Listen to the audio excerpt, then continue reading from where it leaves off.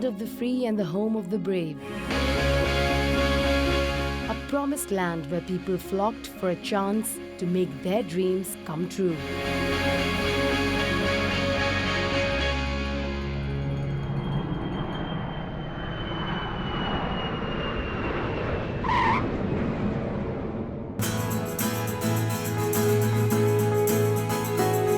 This is a land of great opportunity, provided you do your work. Whether you're black, brown, blue, green, whatever you are, if you apply yourself, the whole world is in front of you. I think you very much see Indians contributing to many spheres of America, where in the past, traditionally Indians would be doctors or engineers, but now you see Indians in politics, you see Indians in academia, you see Indians in many other fields. Leaving behind the known, traveling far from home to pit their wits and their grit against the best the world had to offer.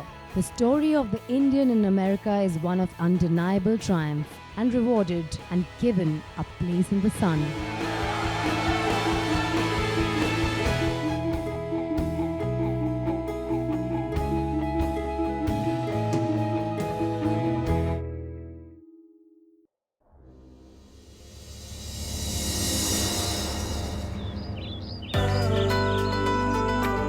The dawn of an age of civil rights transformed immigration policy in America, opening the country to a new breed of immigrants with desperately needed skills in science and math, engineering and medicine.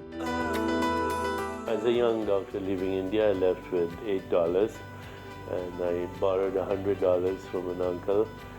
So I had 108, which as you know in India is an auspicious number. I went to Paris and blew it all in one night at the Moulin Rouge. So when I arrived in the US, I had no money. I still remember the day as if it was yesterday. It was a beautiful fall day in Boston. It's like, I think I must have walked for miles just back and forth that day. America's best colleges threw open their doors to students who came here with the burning hunger necessary to succeed. I was working probably 20 hours a day. So my first impressions were really the level of rigor and discipline and hard work.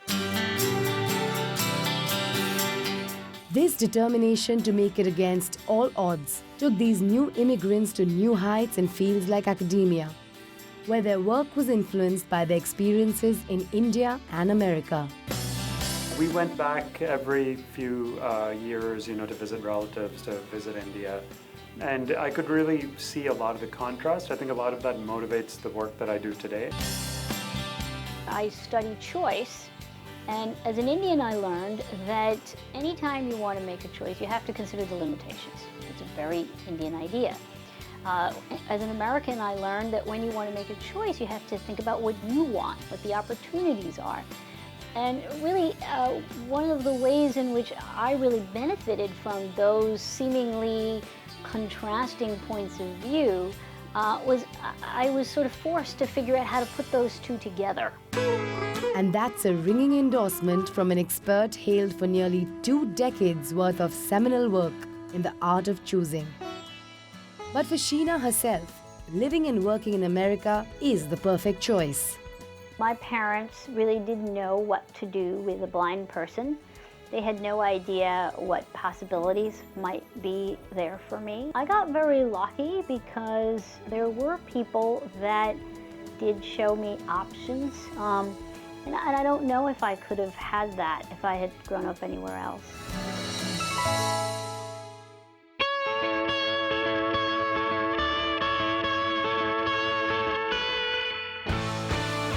Across the country, the liberal bastions of Berkeley are another example of institutions adapting themselves to give everyone, no matter how young, their shot at shaping the American dream, of dreaming for the stars and daring to reach even higher.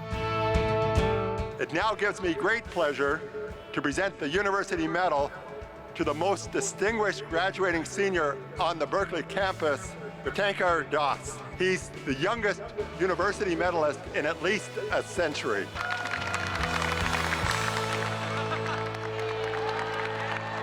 Tirthankar is indeed a remarkable young man. He came to Berkeley when he was just 15. He quickly became very, very accomplished in two different majors, chemical biology and bioengineering. My research has been around the area of cellulose dynamics. So how do you break down cellulose? It's grass. So how do you take energy from grass? Colleges, coastlines, and California cool are all reasons why Indians flock to this part of America. And one Indian export that's creating waves is Bombay Jam, where Bollywood meets the American obsession for fitness, creating a dancercise that's Desi style.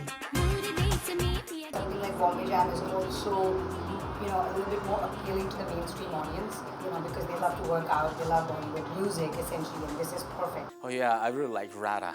It's a pretty good, energetic music. This is the beginning, right? And all the moves, right? Gotta be from the hip. The Bollywoodization of America might have started slowly, but it's picking up steam, and some fairly die-hard fans.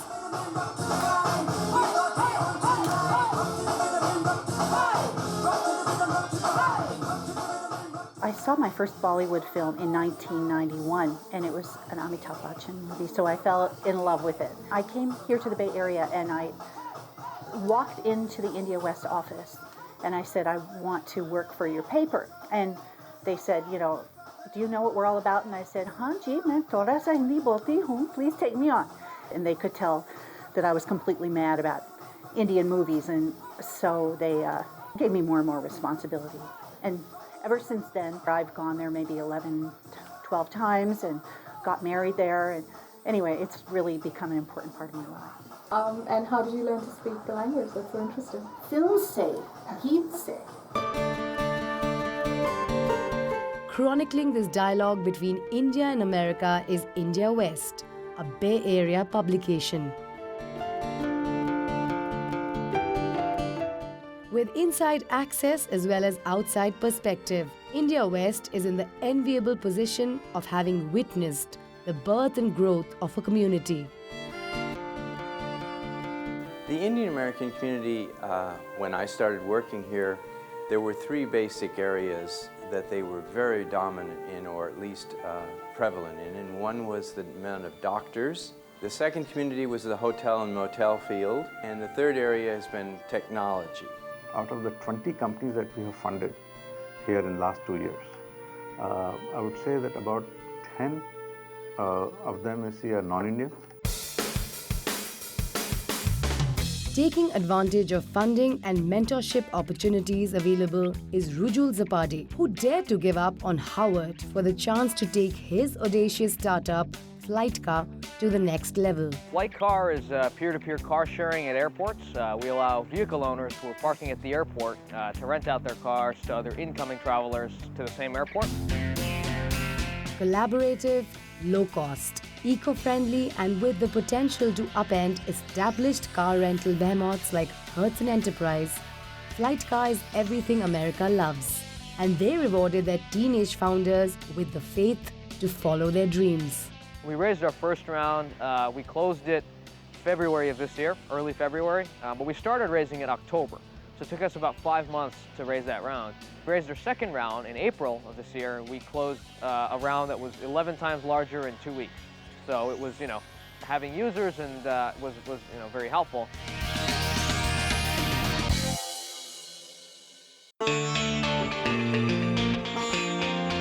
Silicon Valley, home of the new gold rush.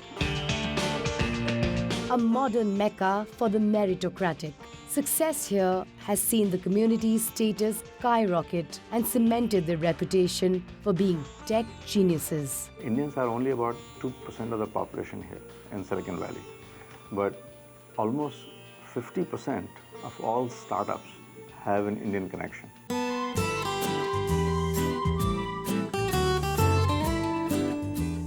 But before startup became a verb and Silicon Valley a destination, tech tycoons like Desh Deshpande and Ramesh Wadhwani were in the forefront of a wave of IITians who came, saw, and conquered. Raising capital was virtually impossible.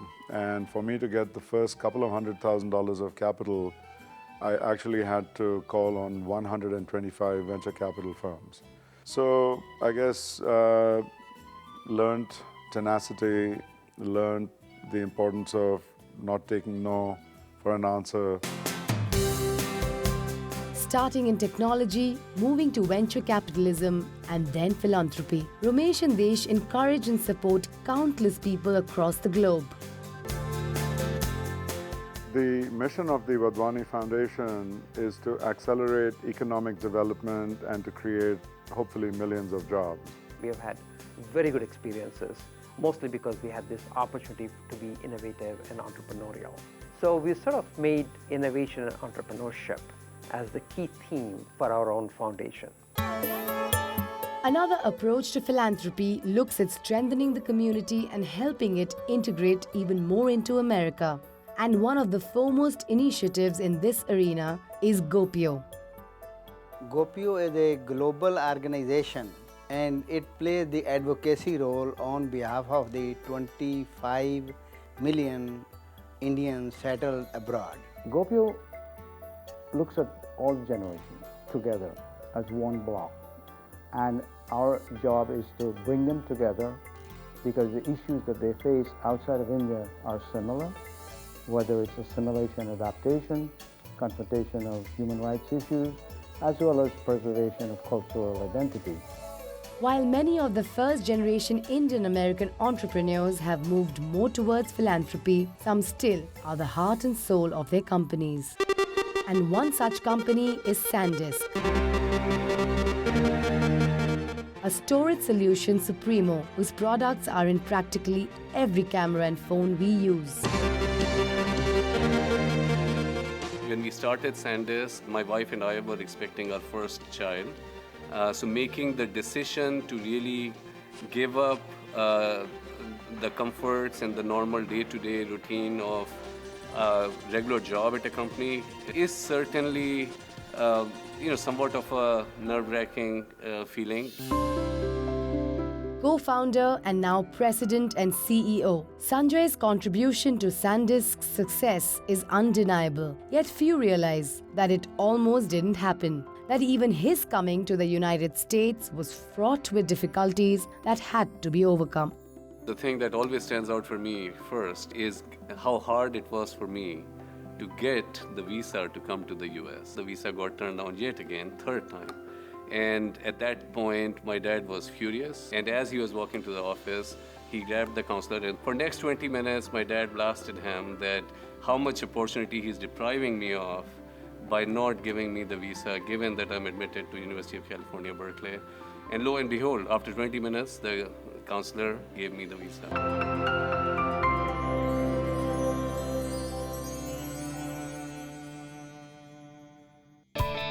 Building on their reputation as innovators and engineers, Indians haven't just conquered Silicon Valley, but have also climbed the corporate ladder, heading some of the biggest companies here in America. Whether it's Microsoft's Satya Nadella, Adobe's Shantanu Narayan, or MasterCard's Ajay Banga, America's best is entrusted to America's brightest. Just being able to be part of the brand of a company like Adobe with Photoshop and its presence in imaging was a very attractive thing for me.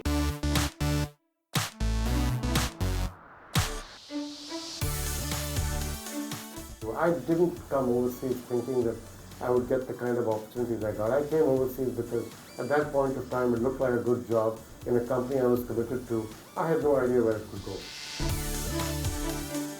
Ajay is part of a new breed of visionaries unconstrained by geography, traveling the world to helm some of the biggest corporate names. Making the journey in reverse is another Indian, Vishal Sikka, who polished his management style over the course of starting 2 companies and working with SAP. From 2010 onwards, then I ran the technology group for SAP, including all the technology products, and we delivered HANA, which has in the meantime become quite a sensation. From being the first Indian to become a member of the board of directors of any German company, to being the first non-founder to chair Infosys. Vishal's corporate ride brings him back to India, where his journey to success started. Growing up in India, I always felt that there was a kind of an instinct to excel, not only to survive, but to excel, to be unique, to do things that nobody else was doing.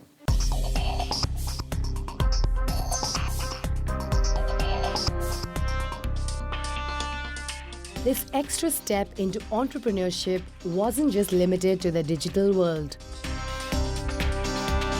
Investments in brick and mortar are also a huge part of the Diaspora's success story.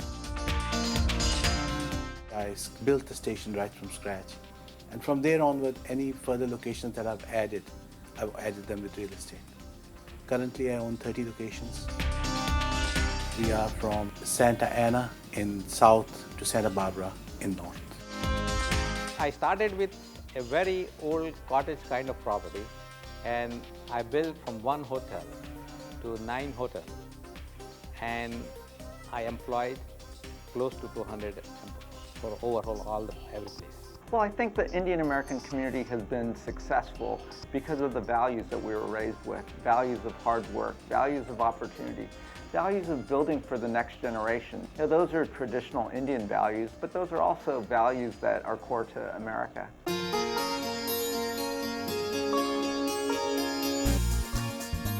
This confluence of Indian and American values explains how Ami Bera and other Indian Americans like Nikki Haley, Bobby Jindal and Kamala Harris have entered public life.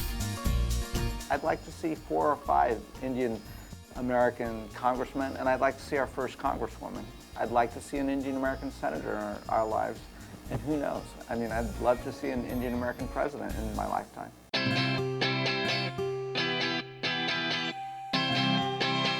Desire to serve in a different way motivates Anahita Dastur, who's part of the huge contingent of Indian origin medical professionals practicing in America.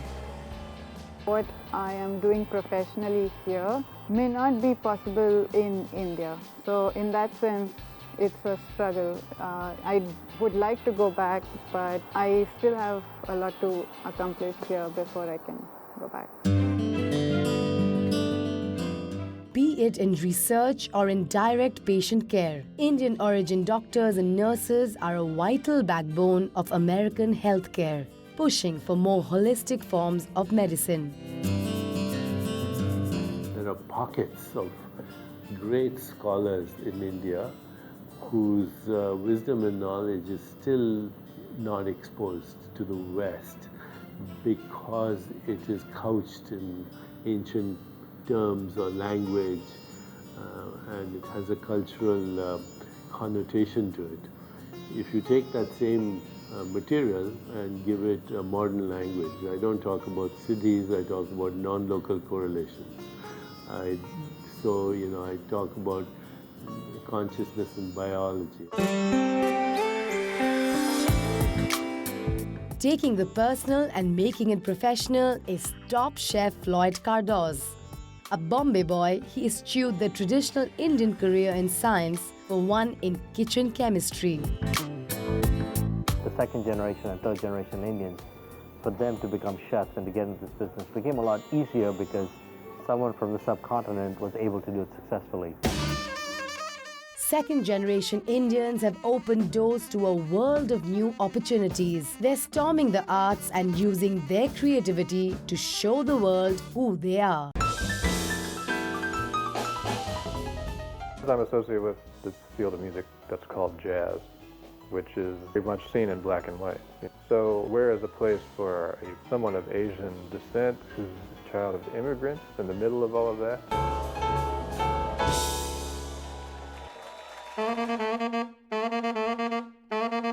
I want to convey that sense of being Indian and American and neither and both all at the same time. So I'm still looking for creating a sound that inhabits both spaces and is not exotic in any way.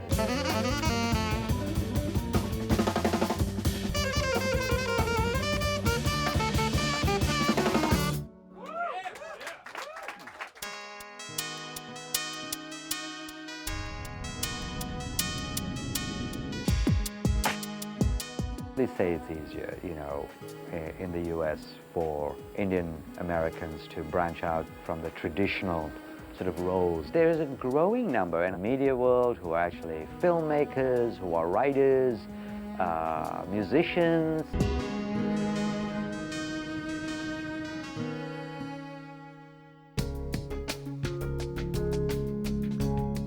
Documenting these experiences is Preston Merchant, a Bay Area photographer who's traveled the world, photographing the diaspora, and in the process has fallen in love with India.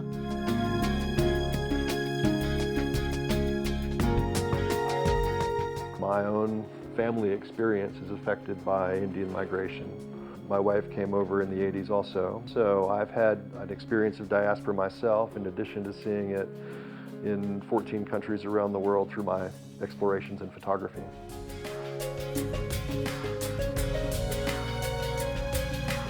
It's been a wonderful experience. In fact, I have got to know India more through his eyes than I have of my own.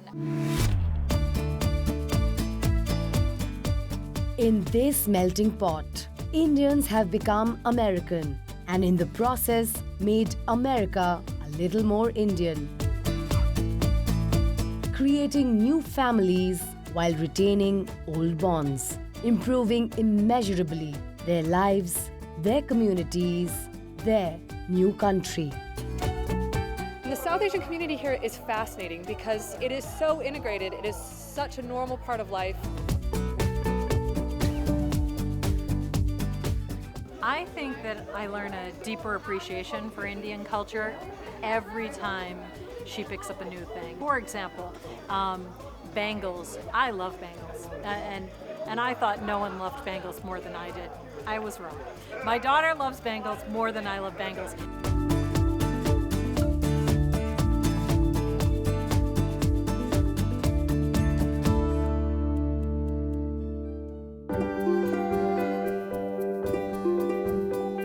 By and large, I would say if you talk to Americans as to which immigrant community, particularly recent immigrants, that they have the most admiration for, most would say Indian Americans. And the reason is because Indian Americans contribute so much and take so little. Traveling to a new world, making it their own. Indians in America have sought and found their place in the sun.